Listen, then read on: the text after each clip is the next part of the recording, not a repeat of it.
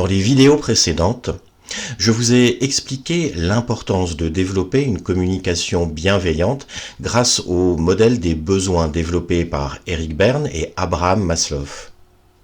Ces deux vidéos nous expliquent pourquoi il est important et confortable de soigner son élocution, sa communication, de choisir les mots afin de nous permettre une forme de sérénité intérieure et un développement social favorable. Et nos émotions dans tout ça?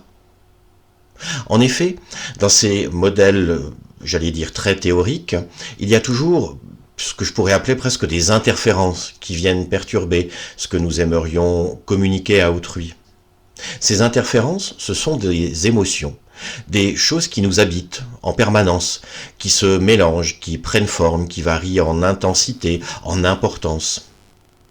Forcément, ces éléments doivent être pris en compte dans l'ensemble de notre communication. Pourtant, ce n'est pas rare, pendant les séances que je propose à mes clients en cabinet, de me retrouver face à des personnes qui ne comprennent pas leurs émotions, qui ne savent même pas mettre un mot sur ce qu'ils ressentent. Parfois, elles cherchent même à inhiber ces émotions, à les renier, à lutter contre elles. Pourtant, vouloir lutter contre ces émotions, c'est à peu près aussi étrange que de vouloir s'interdire de respirer. Les émotions font partie de nous. Elles nous sont indispensables et surtout très importantes. Alors dans cette vidéo, je vous propose d'aller les explorer, de mieux les comprendre pour savoir comment les utiliser. Pour cette vidéo, j'ai arbitrairement choisi un modèle à 5 émotions de base. Selon les auteurs, il existe des modèles à 4 émotions, 8 émotions, 12 émotions, peu importe. Les émotions sont des mélanges de différents ressentis. Ici, j'ai choisi de vous parler de 5 émotions de base. Toutes les autres émotions qui en découleront seront des mélanges de différents composants à différentes intensités. Les émotions dont je vais vous parler sont celles-ci. J'espère que vous les reconnaissez déjà. Depuis la gauche, il y a la joie, la colère, la tristesse, la peur et enfin le dégoût. Comme je vous le disais précédemment, il est très important d'écouter et de comprendre nos émotions. Nos émotions, ce sont des messages que notre esprit développe par rapport à certaines situations.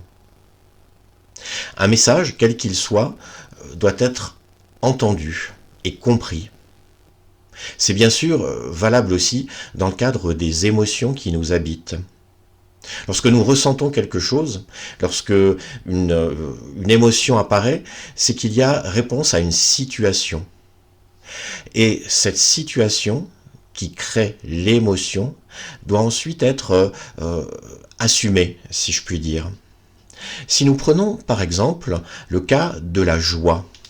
La joie, eh bien, c'est ce que nous ressentons lorsque nous sommes satisfaits, lorsque nous avons vécu une situation favorable, lorsque nous vivons un accomplissement, lorsque nous avons atteint notre objectif. Nous développons alors cette sensation de joie. Et cette joie, aussi étrange que cela puisse paraître, elle doit aussi suivre son processus jusqu'à être complètement assumée, j'allais dire digérée et exprimée. Dans le cadre de la joie, l'assumer consiste à pouvoir la partager. Si vous ne partagez pas votre joie, comme toutes les autres émotions, vous allez développer une forme de malaise, une forme de frustration à ne pas pouvoir exprimer ce que vous ressentez. Alors dans le cadre de la joie, tant mieux, c'est quelque chose de favorable, de positif. Alors vous allez sauter de joie, vous allez crier, vous allez sauter au cou des personnes que vous aimez, ouvrir une bouteille de champagne. Mais vous allez comme ça exprimer pleinement ce que vous ressentez et permettre à votre joie de prendre forme. Ce processus sera le même pour les 4 émotions suivantes. Si la joie est une émotion agréable, quelque chose que nous recherchons, que nous aimons ressentir et vivre, les autres émotions, elles, sont peut-être un peu moins agréables. En effet, à part si on va au cinéma ou dans une fête foraine en prenant un grand 8, on n'aime pas avoir peur, on n'aime pas être dégoûté ou on n'aime pas se mettre en colère. Pourtant, malgré tout, ces émotions sont tout aussi importantes que la joie et doivent aussi suivre leur processus jusqu'à leur expression et leur finalité. Dans le cadre de la colère, par exemple, eh bien, la colère se développe face à une incompréhension. C'est le plus souvent lorsqu'on n'a pas été écouté, lorsqu'on n'a pas été compris que la colère commence à naître. Il y a aussi les situations d'échec ou les blessures que d'autres ont provoquées chez nous. Et cette colère doit être exprimée sous la forme de communication, justement. Il est important de pouvoir aller vers la chose ou la personne qui nous met en colère et de pouvoir exprimer ce qui se passe, de pouvoir apporter un correctif ou un recadrage. Alors ça peut être simplement dire à notre enfant qu'il a fait une bêtise, qu'il a outrepassé une limite, qu'il a délibérément ou non outrepassé une règle qui lui avait été imposée. Ou alors ça peut être aussi, par exemple, la colère suite à des événements sociaux ou politiques et qui vont à ce moment-là déclencher une communication et un recadrage sous la forme, par exemple, de manifestations dans la rue. Effectivement, chaque émotion entraîne une réaction proportionnée à ce qui s'est passé, bien entendu. Dans le cas suivant, la tristesse, elle, se déclenche suite à une perte. Ça peut être une séparation, un proche qui nous quitte, ça peut être quelque chose de plus grave comme un décès, mais aussi un divorce ou un licenciement, ou simplement être confronté à une situation d'échec. Ça veut dire ne pas avoir pu obtenir ce qui nous tenait à cœur. La tristesse, elle, va nous pousser à chercher de l'empathie. Ça veut dire à trouver des gens qui vont comprendre notre situation, qui vont pouvoir, d'une certaine manière, nous apporter du réconfort, nous apporter leur compréhension et leur soutien.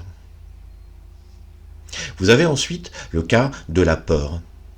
La peur est un élément très paralysant face à un danger ou face à l'inconnu. La peur se ressent parfois de manière diffuse et sur de très longues périodes. Et la peur est un des freins les plus puissants, à mon avis, à notre développement, à notre épanouissement. Lorsque nous ressentons de la peur, le besoin qui se déclenche, c'est un besoin de protection. Pouvoir trouver une protection, par exemple auprès d'une personne, mais aussi avoir les moyens de se mettre dans une zone protégée, dans un autre environnement, dans des conditions qui vont nous permettre de sentir la peur diminuer. Et enfin, dans ce modèle à 5 émotions, la dernière, c'est le dégoût. Le dégoût, c'est ce que l'on ressent dans une situation d'écœurement, lorsque quelque chose nous repousse.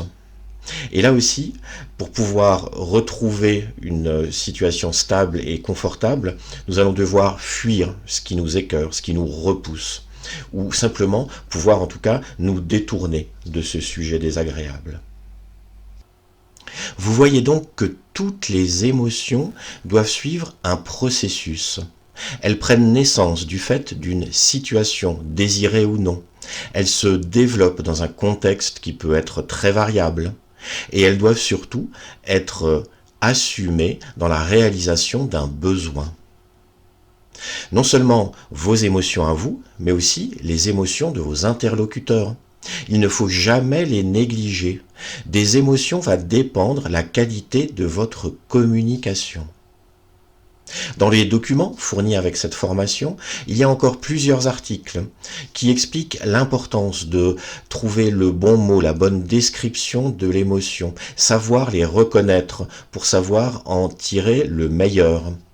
Non seulement dans l'accomplissement de ce que vous allez dire ou écrire, mais aussi dans, votre avancée sur la pyramide de Maslow. Les émotions nous accompagnent toujours. Il ne faut donc pas les rejeter, il ne faut donc pas les ignorer. Comprendre une émotion, comprendre pourquoi on la ressent, sera donc un véritable atout dans le développement de votre communication.